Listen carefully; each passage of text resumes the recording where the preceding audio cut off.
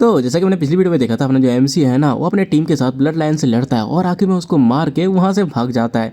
और उसके बाद हमारा सीन कट होता है और हम मो बोयांग और जुनुक को देखते हैं, जो कि अपने एमसी और नामुक को अपने घोड़े में पीछे बैठा के वहां से भाग रहे होते हैं। और जो जुनुक होता है वो हंसते हुए कहता है, हाँ मैं बिलीव नहीं कर पा रहा कि हमने सच में फ्लाइंग डिमोनिक ब्लड लाइन को हरा दिया। और ये सुन के जो मो बोयांग होती है वो कहती है, तुम्हारा मतलब क्या है? अगर उस टाइम उसको नीचे गिरने में अगर थोड़ा सा भी लेट हो चुका होता ना, तो अभी हम यहाँ पे सब मर चुके होते। और ये सुन के जो जुनूक होता है वो कहता है कि हाँ वो सच में बहुत ही ज़्यादा गरीब था। और तो ये जो अपने मो बोयांग होते हैं वो कहती है, सोचा जाए तो तुम्हें याद है ना उन्होंने क्या कहा था कि सर्वाइव जो करता है वही सबसे ज़्यादा स्ट्रॉन्ग है। और फ्लाइंग डिमोनिक ब्लड लाइन वो एक मार्शल आर्टिस्ट है जोंगवान का, और उसे भी ये फैक्ट पता था, इसलिए उसने अपना सहारा दे दिया। और ये सब वो कही रही होती कि तभी अपना जो एमसी है ना वो खांसता है। और इसको देखे जो मो बोयांग होते हैं वो कहती है, क्या आप ठीक हो? और जो अपना एमसी होता है वो कहता है, चलो शुक्र है कि तुम लोग ठीक हो। आई गेस मैंने जितना सोचा था चीज़ें उतनी ज़्यादा आसान नहीं थी। अगर देखा जाए तो हमने आखिर में फ्लाइंग डिमोनिक ब्लड लाइन के साथ लड़ाई करना पड़ा। और ये सब कहते हुए वो सोच रहा था हम में से कोई भी यहाँ पे मर सकता था, लेकिन और उसका तो कहता है, मेरे क्लैन को बचाने की जो बात थी वो कोई खाली वर्ड्स नहीं थे। और उसके बाद ना वो फूल को निकालता है और तभी वो मो बोयांग से कहता है, डेफिनेटली ये सब आसान नहीं होने वाला। आज की तरह दिन और भी आएंगे जहाँ पे हमारी ज़िंदगी रिस्क में होगी, इसलिए इंस्ट्रक्टर मो बोयांग और 2 राइजिंग घोस्ट ब्लेड तुम्हें और ज़्यादा स्ट्रांग होना पड़ेगा। और जो अपना जुनूक होता है वो कहता है, अब कोर्स हम जरूर होंगे। लेकिन तभी जो मो बोयांग होते हैं वो कहती है, वैसे क्लैन लीडर आपको कुछ बोलना नहीं है हमें। और जो अपना एमसी होता है ना उसको कुछ समझ नहीं आता और कहता है कि क्या। और तो जो मो बोयांग होते हैं वो कहती है, आखिरकार वो ओमनिशियस क्यूआई क्या थी? और ये सुन के जो जुनूक भी होता है ना वो भी कहता है कि अच्छा वो वाली एनर्जी। उसको देख के तो ऐसा लग रहा था कि वो तियानजोंग क्लैन की एनर्जी तो नहीं थी। उसे देख के ऐसा लग रहा था कि वो जो क्यूआई थी वो बहुत ही ज़्यादा ओमनिशियस थी, जैसे कि ब्लड डीमन लायन की हो, उससे बहुत ज़्यादा क्लोज। और तभी अचानक से मो बोयांग जो होती है ना वो अपने एमसी से कहती है, अपने डिमोनिक आर्ट्स तो नहीं सीखी? और सुनते ही जो अपना एमसी होता है वो सोचा होता है, सिट बस एक ही तरीका है इनको सच बताने का, वो भी ये रिवील कर देना कि मैं रिग्रेस हुआ हूँ, लेकिन इससे फ्यूचर चेंज हो सकता है और अभी वो टाइम नहीं आया।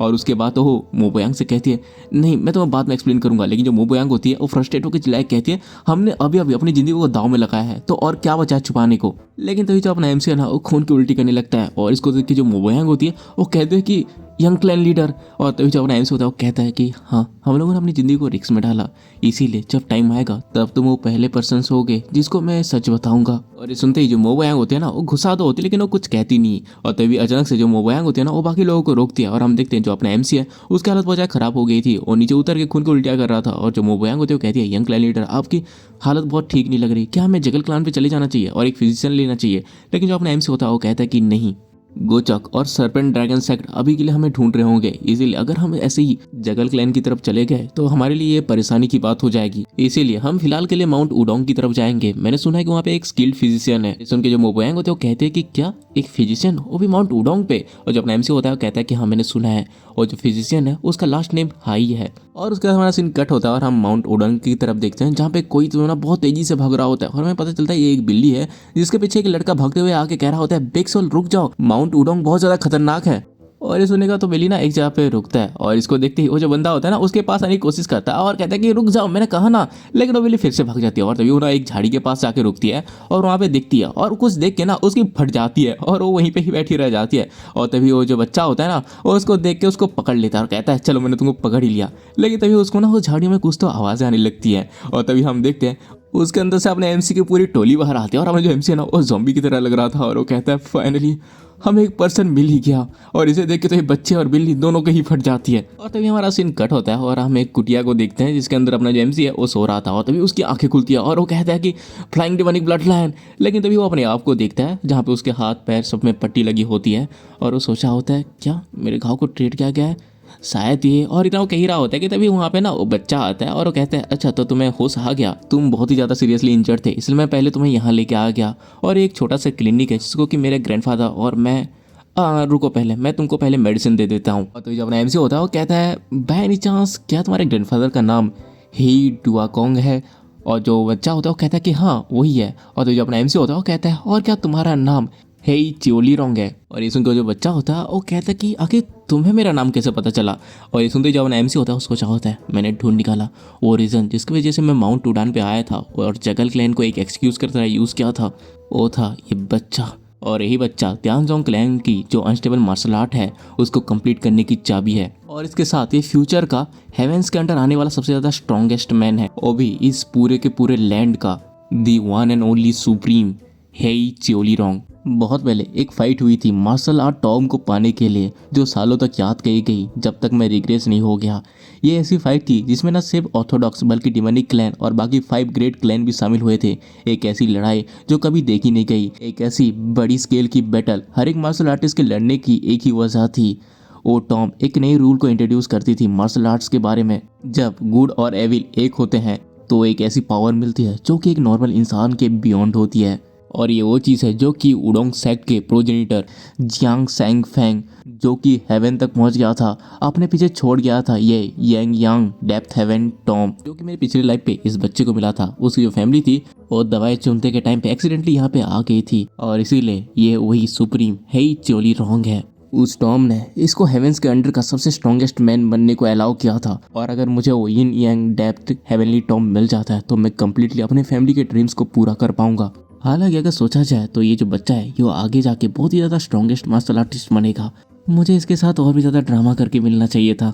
और यही सब वो सोचा होता है कि तभी हम अपने उस बच्चे को देखते हैं जिसके कि गाल में ना एक मक्खी आके बैठती है और उसको बच्चा जैसे ही देखता है ना वो एक हैंड मूवमेंट करता है और उस मक्खी को बहुत ही तेज़ी से पकड़ लेता है। और इसको देख के जब अपना एमसी होता है ना वो शौक होते हुए कहता है कि एक मिनट, ये हैंड मोशन तुमने मार्शल आर्ट सीखी है। और तभी वो जो बच्चा होता है वो कहता है अच्छा ये तो मेरे ग्रैंडपा ने मुझे सिखाया। फिर सुन के जो अपना एमसी होता है वो कहता है लेकिन फिर भी तुम क्या। और ये कह ही रहा था कि तभी वहाँ पे उसके ग्रैंडपा आता है और वो कहता है कि अच्छा तो तुम उठ गए। और अपना एमसी उसको देख के एक सोच रहा था हेई डुगोंग। और उसके बाद वो दोनों बाहर आते हैं जहाँ पे मो बोयांग के साथ बाकी लोग भी अपने एमसी का वेट कर रहे थे। और अपने एमसी को देख के जो अपना जुनूक होता है वो कहता है हे क्लैन हायर। और तभी जो अपना एमसी होता है ना उनके पास जाते हुए जो डुगोंग होता है ना उसके ग्रीट करते हुए कहता है मैं यंग हैरिन हूँ त्यांगजोंग क्लैन से, मैं आपको थैंक्स कहता हूँ कि आपने हमारा ट्रीट किया। और ये सुन के जो डुगोंग होता है वो कहते हैं अरे तुम्हें मुझे थैंक्स करने की ज़रूरत नहीं है, ये तो मेरा जॉब है। लेकिन तुमने कहा था कि तुम त्यांगजोंग से हो, आखिरकार कौन सी चीज़ तुमको यहाँ पे लेके आई है। और ये सुनते ही यहाँ पे सन्नाटा छा जाता है कि साला अब इसको क्या बताएं। और तो जो अपना एमसी होता है वो कहता है वैसे मैं यहाँ पे थोड़ी बहुत जिनसिन लेने आया हूँ। और ये सुनते ही जो डुगोंग होता है वो कहता है कि जिनसिन, मेरे पास कुछ मेडिकल हर्ब्स हैं लेकिन जिनसिन कोई ऐसी चीज़ नहीं है जो कि इतनी आसानी से मिल जाए। और उसके बाद तो उसको शक की नज़र से पूछता है कि तुमको जिनसिन क्यों चाहिए। और ये सुनते ही जो अपना एमसी होता है ना उसको सडनली एक प्लान याद आता है और एक हल्की सी स्माइल देखे ना बहुत ही सैड वाला एक्टिंग करते हुए कहता है मेरी मॉम के लिए, मेरी मॉम बहुत ही ज़्यादा बीमार है। जब मैं यंग था तो मेरी हालत बहुत ही ज़्यादा ख़राब हुआ करती थी, इसलिए मेरे पेरेंट्स मेरा ख्याल रखते थे और थैंक्स उनकी वजह से आज मैं क्लैन से निकल के इस दुनिया को एक्सप्लोर कर पा रहा हूँ। लेकिन एक दिन मुझे अचानक से पता चला कि मेरी मॉम को बहुत ही ज़्यादा बड़ी बीमारी है और बस जिनसिन ही है जो कि उनका इलाज कर सकती है। और इसीलिए मैं उड़ान माउंटेन में जाना चाहता हूँ लेकिन मैं ट्रैप पे। और इसी तरह से वो रो ही रहा था और एक्टिंग कर रहा था। और इसको देखे जो अपनी मो बोयांग होती है ना वो भी सोच रही होती है एक मिनट, वो तो बहुत ही ज़्यादा चंकी है। और उसके अलावा वो तो जब ये बाहर आ रहे थे यंग क्लैन लीडर तो उनको अच्छे से फेयरवेल दे के भी गई हैं। तो आखिरकार यंग क्लैन लीडर आप उनसे ऐसे झूठ क्यों बोल रहे हो, क्या होगा अगर उनको पता चल जाए तो। लेकिन तभी वो देखती है कि जो ग्रैंडपा डुगोंग है ना वो भरोसा कर चुका होता है और वो भी अपने एमसी के साथ रो रहा होता है। और इसको देख के जो अपनी मो बोयांग होती है ना वो सदमे में होते हैं और कहते कि क्या ये काम कर गया।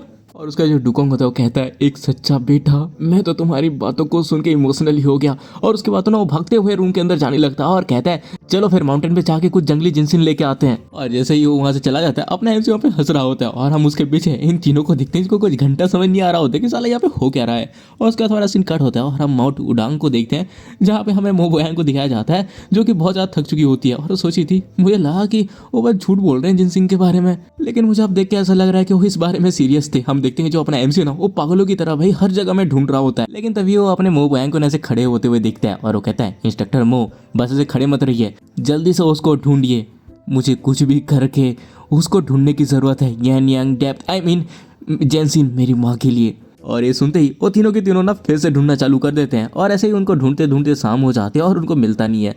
और जो ग्रैंडपा डुगोंग होते हैं ना वो कहते हैं हाँ अनफॉर्चुनेटली अभी फिलहाल के लिए हमें ढूंढना बंद करना होगा। और हम देखते हैं यहाँ पे भाई इन लोगों की हालत पूरी बर्बाद हो चुकी होती है। और उसके बाद वो लोग घर आ जाते हैं और जो अपना एमसी होता है वो सोच रहा होता है हाँ मुझे लगा ही था कि इसको ढूंढना इतना आसान नहीं होगा, कितनी बुरी बात है। आई गेस फ्यूचर को जानने का मतलब ये नहीं है कि मैं हर एक चीज आसानी से पालूंगा। अपना एमसी ऐसा सोच ही रहा होता है कि तभी वहाँ पे ग्रैंडपा आता है और कहते हैं मैं मेक श्योर करूंगा कि मुझे जब जिनसिन मिल जाए तो मैं तुम्हारे पास भेज दूंगा, इसलिए तुम मुझे बता दो कि तुम कहाँ पे रुकने वाले हो। तुमने कहा था ना कि तुम त्यांगजोंग क्लैन से हो हाना के, क्या मैं उसको वहाँ पे भेज दूँ? और ये सुनते ही जो अपना एमसी होता है वो कहता है अगर आप कर सके तो। और उसके बाद ना वो कुछ टाइम तक सोचता है और उस माउंटेन की तरफ देख के कहता है मुझे माफ़ कर दीजिएगा, लेकिन मैं इस माउंटेन में थोड़े और दिन तक रह के उसको ढूंढ के जाना चाहते हूँ, क्या ये ठीक रहेगा? और उसका हमारा सीन कट होता है और हम देखते हैं अपने एमसी को जो कि उस घर के अंदर कल्टीवेट कर रहा होता है और वो सोचा होता है मैं उन जगह की जांच करूंगा जहाँ पे नॉर्मली डुकोंग विजिट करते हैं। अगर मैं उन जगह पे ढूंढूंगा तो मुझे डेफिनेटली टॉम के रिलेटेड कुछ ना कुछ तो मिल ही जाएगा। हाँ, मैं बिल्कुल भी श्योर नहीं हूँ कि आखिरकार मुझे उसको ढूंढने में कितना टाइम लग जाता अगर मेरे पास कोई लीड ना होती तो। और उसके बाद तो रूम से बाहर आता है जहाँ पे वो ग्रैंडपा डुकोंग को देखता है और उनको देखते ही गुड मॉर्निंग विश करता है। और उसके बाद वो दोनों बैठ के बात करते हैं जहाँ पे जो ग्रैंडपा होता है वो कहता है क्या आज भी तुम मेरे साथ ऊपर चढ़ना चाहते हो? लेकिन जो अपना एमसी होता है वो कहता है कि नहीं, आज मैं अकेला अपने आप से करना चाहता हूँ। और जो डुकोंग होता है वो कहता है कि ठीक है, तुम आराम से कर सकते हो। और तभी जो अपना एमसी होता है वो ग्रैंडपा से पूछता है आखिरकार चोलीरोंग कहाँ पे चला गया? और तभी हम देखते हैं चोलीरोंग को जो कि वहाँ पे अपने बिल्ली को लेके भागता हुआ आता है और हम देखते हैं कि वो ना डरा हुआ था। और तभी जो ग्रैंडपा होता है पूछता है क्या तुम किसी शेर से भाग के आ रहे हो? और जो चियो होता है वो कहता है मैं आज सुबह बिग सियोल के साथ हंटिंग करने गया था, लेकिन कुछ लोगों ने उसको कैप्चर करने की कोशिश की, इसलिए मैं वहाँ से भाग आया। और ये सुन के जो ग्रैंडपा उडोंग होते हैं वो कहते हैं क्या कुछ मार्शल आर्टिस्ट उडांग माउंटेन पे चढ़ रहे हैं और भी बिग सियोल को कैप्चर करने के लिए? शायद उनको ये रियलाइज हो चुका है कि ये एक मिस्टिक एनिमल है। और ये लोग यहाँ पे बात कर ही रहे होते हैं कि तभी कोई चिल्लाए कहता है ओ रहा। और हम देखते हैं वहाँ पे कुछ लोग आ रहे थे और एक लड़की कहती है तो एक बच्चे हो के भी बहुत ही ज़्यादा फास्ट हो, क्या तुम इस बिल्ली के ओनर हो? इसे मुझे बेच दो। और ये सुनते ही ना वो चिल्लाए कहता है नहीं, बिग सॉल कोई बेचने की चीज़ नहीं है। लेकिन ये सुनते हुए जो लड़की होती है वो गुस्साते हुए कहती है मैं इसके लिए तुमको बहुत ज़्यादा पैसे देने को तैयार हूँ। लेकिन वो फिर से चिल्लाए कहता है नहीं। और तभी हम देखते हैं इसकी आवाज़ सुन के जो मोबोयांग और जो राइजिंग घोस्ट ब्लेड होते हैं ना वो भी बाहर आ जाते हैं और इस चीज़ को देखने लगते हैं। और तभी जो ग्रैंडपा होता है वो कहते हैं मुझे माफ़ कर देना, लेकिन बिग सियोल हमारे लिए फैमिली की तरह है, इसलिए हम उसे नहीं बेच सकते। लेकिन तभी वो जो लड़की होती है वो कहती है हाँ, अगर यहाँ पे हमारी जगह पे कोई और होता है ना तो उस बिल्ली को फोर्सफुली ले लेता, लेकिन तुम्हें रियलाइज़ करना चाहिए कि तुम कितने ज़्यादा लकी हो, इसलिए चुपचाप उसको मुझे दे दो। और उसको देख के जो अपना एमसी है ना वो भी सोच रहा था हाँ कितनी एरोगेंट है, सोचा जाए तो बहुत ज़्यादा सिमिलर है मेरे पुराने सेल्फ से। और उसका जो अपना एमसी होता है वो सामने आते हुए कहता है मिस, ये बिल्कुल भी सही चीज़ नहीं है ऐसी चीज़ की डिमांड करना खरीदने के लिए जिसको कि उन लोगों ने कह दिया कि ये बेचने के लिए नहीं है। लेकिन तभी जो उस लड़की का बॉडीगार्ड होता है ना अपने स्वord को आगे रख के कहता है पीछे हटो, क्या तुम्हें पता भी है कि वो कौन है? और जो अपना एमसी होता है वो कहता है अगर तुम ऐसे हो कौन जो कि हमें ऐसे डरा रहे हो? और तभी वो जो बंदा होता है वो कहता है हम लोग जगल क्लैन से हैं और ये जो लेडी है ये जगल क्लैन के हेड की यंगेस्ट डॉटर है। और ये सुनते जो अपना एमसी होता है वो शौक होते हुए सोचा था वेट, यंगेस्ट डॉटर वो भी जगल क्लैन के हेड की? इसका मतलब ये जगल योही है और मेरी फियोंसे जगल चॉन योंग की छोटी बहन, इसीलिए इसके जो बॉडीगार्ड्स हैं वो इतने ज़्यादा बोल्ड एक्ट कर रहे हैं। और उसके बाद जो अपना एमसी होता है वो कहता है जगल क्लैन के लेडी से मिलना एक ऑनर की बात है। लेकिन तभी उसका जो गार्ड होता है वो सामने आके कहता है आखिर तुम कहाँ से हो? लेकिन तभी जो जुनूक होता है वो कहता है मैं इसको ऐसे जाने नहीं दे सकता। और उसके बाद वो सीधे उसके सामने आते हुए कहता है तुम एक मामूली से गार्ड हो के कुछ ज़्यादा आकड़ नहीं दिखा रहे, हम लोग हनान के। और इतना वो कह ही रहा था कि तभी जो अपना एमसी होता है वो कहता है रुक जाओ, हम लोग एक्चुअली उड़ान माउंटेन में घूमने आए हैं। और हम देखते हैं उसकी बातों को सुनने के बाद जो योही है वो कहती है हाँ, मैं ऐसे किसी बंदे से बात करना नहीं चाहती जो कि अपनी विलिंग को भी रिवील नहीं करना चाहता। और उसके बाद वो चियोलीरोंग से कहती है देखो बच्चे, तुम्हारे पास दो ही ऑप्शन है, या तो मेरे से पैसे लेके वो बिल्ली चुपचाप मेरे हाथ दे दो, या तो हम उसको जबरदस्ती तुमसे ले लेंगे। और उसके बाद वो उस बिल्ली को लेने के लिए अपने हाथ को आगे बढ़ाती है। लेकिन तभी जो चियोलीरोंग होता है वो अपने एमसी की तरफ देखता है जो कि उसको इशारे में कह रहा था कि मैं उनका ध्यान भटकाता हूँ और तुम उसको ऊपर उछाल देना। और तभी हम देखते हैं कि जो चियोलीरोंग होता है ना उसको समझ ले आता है और थोड़ी सी आवाज़ निकाल के कहता है कि हाँ वो समझ गया। और उसका जो अपना एमसी होता है ना वो उसे कहता है अरे मिस, यहाँ पे एक थर्ड ऑप्शन भी है। और ये सुनते ही जो योही है ना उसका ध्यान भटक जाता है और वो पीछे पलटते हुए कहती है क्या थर्ड ऑप्शन? और तभी जो अपना चियोलीरोंग होता है ना उस बिल्ली को ऊपर उछा के कहता है बी सियोल, यहाँ से भाग जाओ। और हम देखते हैं उस बिल्ली को जो कि नीचे गिरते ही वहाँ पे दौड़ के ना बहुत दूर भाग जाती है। और इसको देख के जो योही होती है ना गुस्से से कहती है अगर तुम्हारी हिम्मत कैसे हुई मेरे रास्ते में आने की? लेकिन तभी जो अपना एमसी होता है वो कहता है देखो, वो जो बिल्ली है वो यहाँ से भाग चुकी है और अभी बस तुम्हें उसे पकड़ना ही है, और इस चीज़ में वो जो बच्चा है वो भी तुम्हें कोई कंप्लेन नहीं कर पाएगा। और अपने एमसी की इस हरकत से जो योही है ना वो बहुत ज़्यादा गुस्सा हो रही थी, लेकिन क्या करे वो कुछ कर भी नहीं पाती और अपने जो बॉडीगार्ड्स हैं उनको कहते कि जाओ उसे पकड़ो, और ये सुनते ही वो लोग उसे पकड़ने के लिए चले जाते हैं। और यहाँ पे जो योही है ना वो जो गुस्से में होती है और अपना जो एमसी है ना वो तो यहाँ पे इसको थम्स अप दिखा रहा था। और तभी कुछ टाइम के बाद का सीन दिखाया जाता है जहाँ पे उसके जो बॉडीगार्ड्स हैं वो वापस आते हैं और उनकी हालत पूरी खराब होती है और वो कहती है मिस हमने उसे खो दिया। और जो योही है वो गुस्से से चिल्ला के कहती है अच्छा तो हमारे क्लैन के वॉरियर्स एक सिंगल कैट को भी नहीं पकड़ सकते।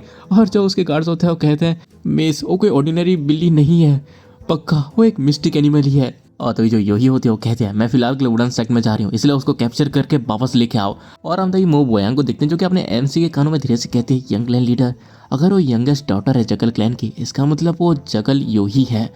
और मैंने सुना है कि उसके इस बर्ताव की वजह से उसको एक निकनेम मिला है जगल विच के नाम से, जबकि सेम टाइम वो एक ऐसी लड़की है जिसने कि अपने क्लैन के सारे जीनियसेस को पीछे छोड़ के वाइस डिवीजन लीडर बन गई थी। और तभी जो अपना एमसी है वो कहता है फिलहाल के लिए तो हमारे लिए बेहतर होगा कि हम अपनी आइडेंटिटी को कुछ टाइम के लिए छुपा के रखें, मुझे बिल्कुल नहीं पता कि आखिरकार वो किस तरह से रिस्पॉन्स करेगी। और उसके अलावा ऐसी एक और भी चीज़ है जिसे हमें माउंट उडोंग में ढूंढने की जरूरत है। और उसके बाद हम अपने एमसी को देखते हैं जो कि चोलीरोंग को देखता है जो कि उदास था, और उसका जो अपना एमसी होता है उसके पास आके कहता है क्या तुम बिसोक के लिए चिंता कर रहे हो। और जो चोलीरोंग होता है वो कहता है कि हाँ। अपना एमसी होता है वो कहता है तुम चिंता मत कर, हो उसको कभी भी नहीं पकड़ पाएंगे, तुम्हें पता है ना बिग सोल कितना ही फास्ट है, क्यों मैंने सही कहा ना। और इस तरह से अपने एमसी को देख के जो मोयांग होती है वो भी सोच रही थी वो सच में चेंज हो चुके हैं। और उसके बाद हमें रात का सीन दिखाया जाता है। जो ग्रैंडपा डुकोंग होते हैं ना वो दो बड़े बड़े बैरल में ना दारू भर के लाते हैं और कहते हैं कि थैंक यू आज की मदद के लिए, और उसके रिटर्न पे मैं कुछ मेडिसिन हब से बनी हुई ये बियर लेके आया हूँ। इसे देखे जो जुनूक होता है उसके मुंह पे पानी तो आ रहा होता है, लेकिन वो कहता है कि नहीं इसकी क्या जरूरत थी। लेकिन जो ग्रैंडपा होता है वो कहते हैं अरे ये कुछ भी नहीं है प्लीज रिफ्यूज।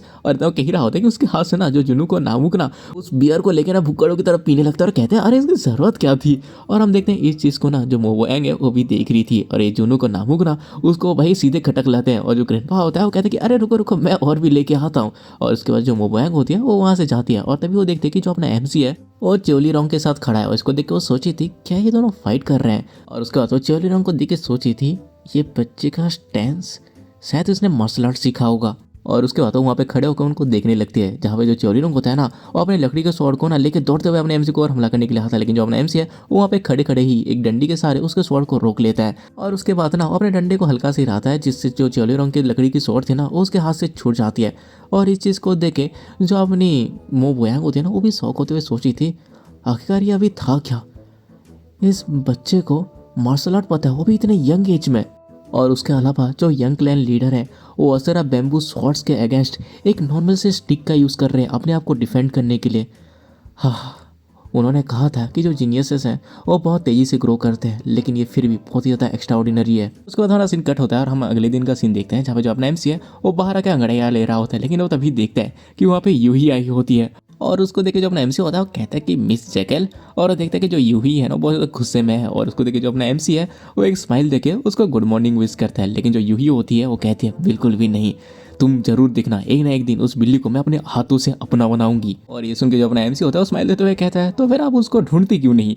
और तभी जो अपनी यूही होती है वो कहती है मेरे पास और भी ड्यूटीज़ हैं जिनको मुझे फुलफिल करना है, हालांकि मैं डेफिनेटली फ्यूचर में जरूर आऊँगी उसको पकड़ने के लिए। और उसके बाद ना वो वहाँ से जाने लगती है और अपना जो एमसी है वो कहता है कि ठीक है फिर अपना ख्याल रखना। लेकिन तभी जो यूही है ना वो रुकती है और कहती है रुको जरा, मुझे लगता है कि मैंने ये सुना है, आखिर तुम किस सेक्ट से हो। और अपना जो एमसी होता है वो कहता है मैं हानान के बस एक छोटे से सेक्ट से हूँ, आपको इसके बारे में पता नहीं होगा। और उसका जो यूही होती है वो वहाँ से जाने लगती है। और उसको जाते हुए देख के जो अपना एमसी है वो सोचा था वो सच में बहुत ज़्यादा फ्रस्ट्रेटेड है। हाँ मैं बस ये उम्मीद करता हूँ कि जगल क्लैन में मैं इससे न टकरा जाऊँ। और उसके बाद हम अपनी यूही को देखते हैं जो कि बहुत ज़्यादा गुस्से में होती है और वो सोची थी वो आखिर तक बस झूठ ही बोलता रहा, एक स्मॉल सेक्ट के पास इतनी ज़्यादा क्यों आई।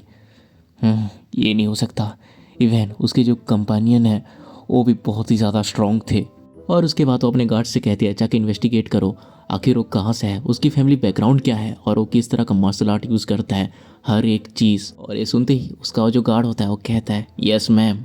और इसी के साथ अपना ये जो एपिसोड है ये ख़त्म हो जाता है। लेकिन ज़रा मेरी बात एक मिनट सुन के जाना, क्योंकि ये जो सीरीज़ है ना इसके आगे के चैप्टर्स ना हफ्ते में 1 या 2 ही आते हैं और इसके चैप्टर्स भी थोड़े छोटे होते हैं। इसलिए अगर मैं एक चैप्टर का एक्सप्लेन करूँगा तो यार वो 4 मिनट की या 5 मिनट की होगी। इसीलिए मैं जैसे इसके चैप्टर आएंगे मैं उसको एक्सप्लेन करूँगा और यूट्यूब पे अपलोड भी करूँगा, लेकिन वो बस मेंबर्स ओनली वीडियोस होंगी, जिसको अगर कोई मेंबरशिप ले रहा है तो वही देख पाएगा। और इसका मतलब ये नहीं है कि बाकी लोग नहीं देख पाएंगे, बाकी लोग के लिए भी मैं पब्लिक करूँगा वीडियो, लेकिन तब करूँगा जब मेरे पास इतने सारे चैप्टर्स हो जाएंगे जिससे एक लंबी वीडियो हो जाए, मिनिमम 25 मिनट का या 30 मिनट का जब वीडियो हो जाए तो तब मैं उसको पब्लिक करूँगा सबके लिए। लेकिन हाँ, उसके लिए 2 हफ्ते लग जाएंगे, इसलिए अगर तुमको वेट नहीं करना 2 हफ्ते तो तुम मेरे मेंबरशिप को ज्वाइन कर सकते हो। उसे जैसे ही चैप्टर आएंगे मैं उसी दिन ही एक्सप्लेन करके डाल दूंगा, तो तुम उसको उसी दिन ही देख पाओगे, तुम्हें ज़्यादा इंतजार करने की ज़रूरत नहीं पड़ेगी। और हाँ, मेंबरशिप लेने के और भी फ़ायदे हैं, जैसे कि तुम मेरे अनलिस्ट वीडियोज़ देख सकते हो, और उसके साथ साथ तुम्हारे नाम के साइट पे कूल सा गोकू का बैच लग जाएगा और तुम्हारा कमेंट दूसरों कमेंट से अलग ही चमकेगा। और देन हाँ, उसमें कुछ कस्टम इमोजीज हैं जो तुम यूज़ कर सकते हो मेरे वीडियोस के कमेंट सेक्शन में। तो चलो यार, ज़्यादा भी नहीं कहना, मुझे पता है मैंने तुम्हारे टाइम बहुत ज़्यादा बर्बाद कर दिया है। तो चलो, अगर तुमको वीडियो पसंद आई है तो तुम्हें पता है क्या करना है, लाइक मारो, सब्सक्राइब मारो, प्यारा सा कमेंट कर दो, जितना हो सके उतना वीडियो को शेयर करो। तो मिलते हैं अगले वीडियो में, तब तक के लिए बाय।